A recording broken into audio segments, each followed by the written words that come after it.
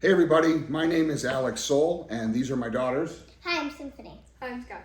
And we wanted to bring your attention to an issue that cannot be neglected any further. Ashland schools are not prepared for the reality of an active shooter.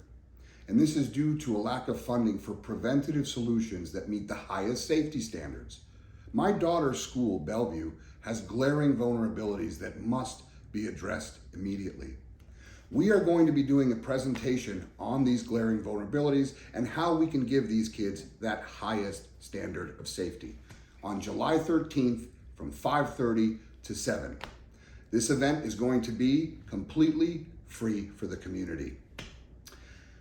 There have been over 400 school shootings since Columbine, and there have been over 60 shootings since Sandy Hook. Every shooting has the same story. An active shooter penetrates an unfortified entry point and gains entry into the school in a matter of seconds. Before anybody has any chance to respond to events, the shooting and the pandemonium has begun, leaving children and teachers trapped inside of classrooms that are not safe. This is what happened in the Sandy Hook tragedy, Uvalde, Virginia Tech, and countless others.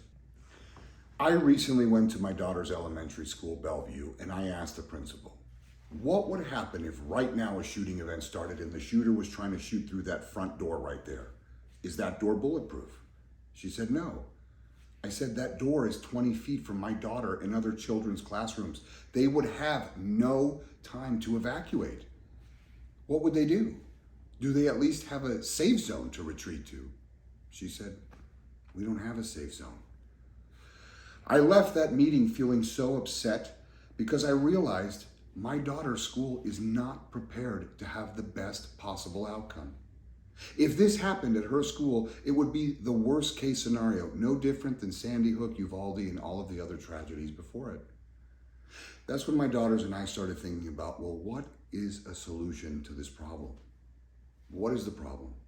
Shooting drills and alarms don't do anything to prevent shootings. They respond to shootings. And how are we going to ask teachers and children to retreat to safety if there is no safe zone to retreat to?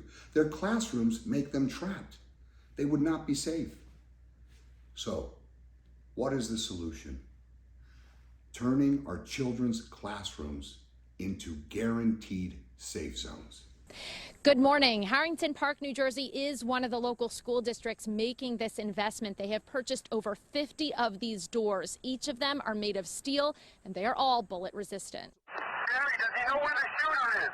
With shootings consistently in the headlines, security is what keeps administrators up at night. So our goal, and I've been a school administrator since Columbine, and it becomes a point as a school leader that we have to make sure that our facilities are the safest they can be.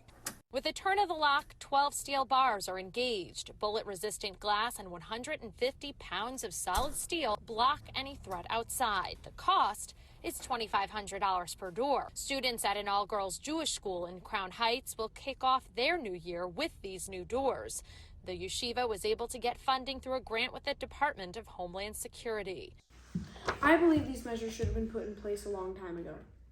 It seems like a no-brainer that our schools should be given the funding that they need to give us what we need during an active shooting. Please come to our special presentation July 13th, 5:30 p.m., and it's free.